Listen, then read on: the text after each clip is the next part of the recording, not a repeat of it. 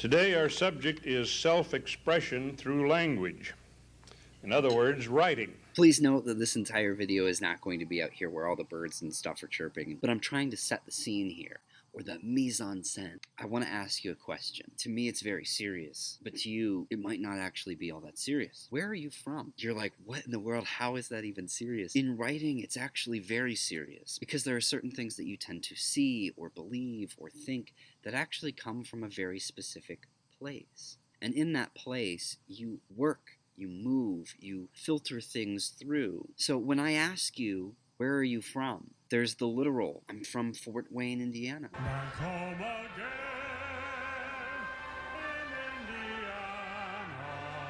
Or wherever it is that you're from. But then there's also the metaphorical. Holy mother-forking shirt balls.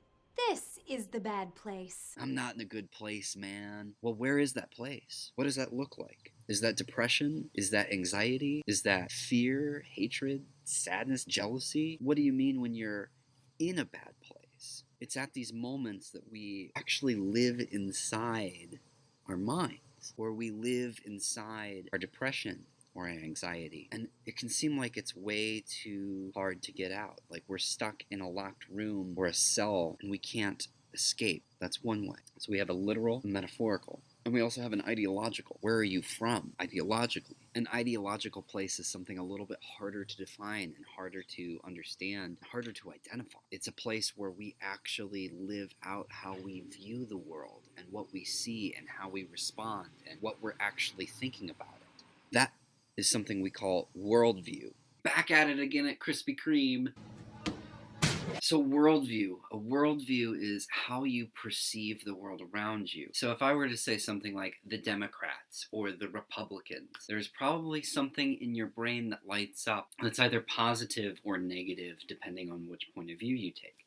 It's these myths, these stories, these ideas that we wrap ourselves around and then we build off of those things. For instance, you've probably heard the term bias, and you're going to have to write about bias later on in another paper, but right now it's to examine where does bias come from? How is it embedded in what you think? There's no way to get rid of bias, but there is a way to examine where it comes from and why you take the particular views you take, which is why place is so important. Think about it in terms of how you speak. Is it mountain or mountain? Is it drawer or drawer? Is it soda or pop?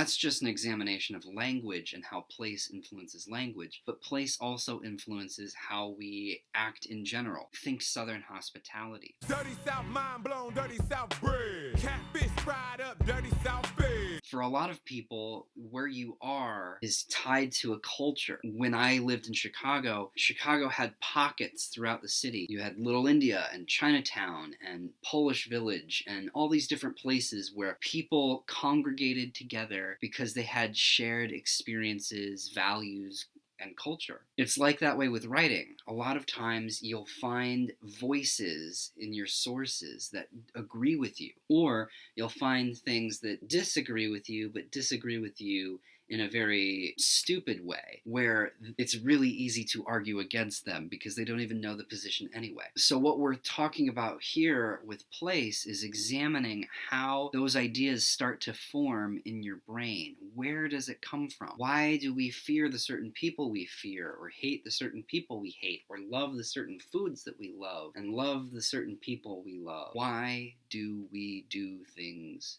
the way that we do? And so when you write, you have your own particular style that's influenced by how you interact with place and where you grew up and where you live currently.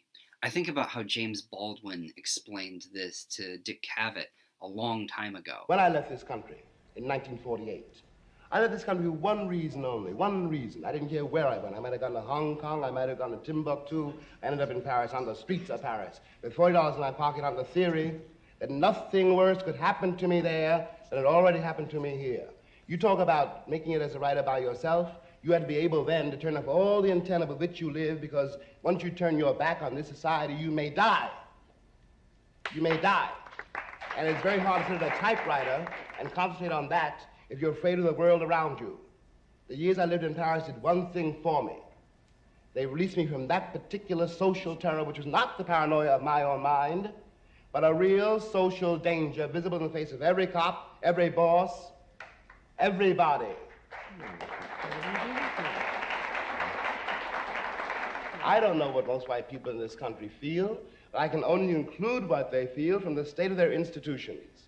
I don't know if white Christians hate Negroes or not, but I know that we have a Christian church which is white and a Christian church which is black. I know, as Malcolm X once put it, that the most segregated hour in American life is high noon on Sunday.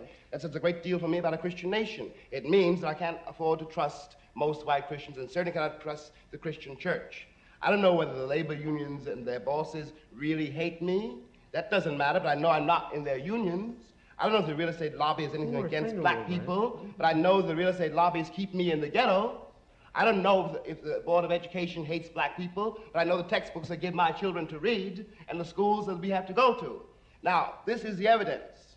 You want me to make an act of faith, risking myself, my wife, my woman, my sister, my children, on some idealism which you assure me exists in America, which I have never seen. James Baldwin communicates several interesting concepts that come from place. One of them is that when he was in the United States, he felt paranoid and couldn't figure out exactly what it was. Then when he went to another place, to Paris, he realized that it wasn't just his own paranoia. It was the day-to-day interaction with consistent and horrible racism. And that racism and that fear propelled his thinking. And then when he left and went to Paris and was able to relax and able to absorb culture in a way that he wanted, he was able to allow that to influence how he wrote. The same thing that he examines when he comes back is the idea that you judge institutions or people in those institutions by what they surround themselves in. Who is there? What is there?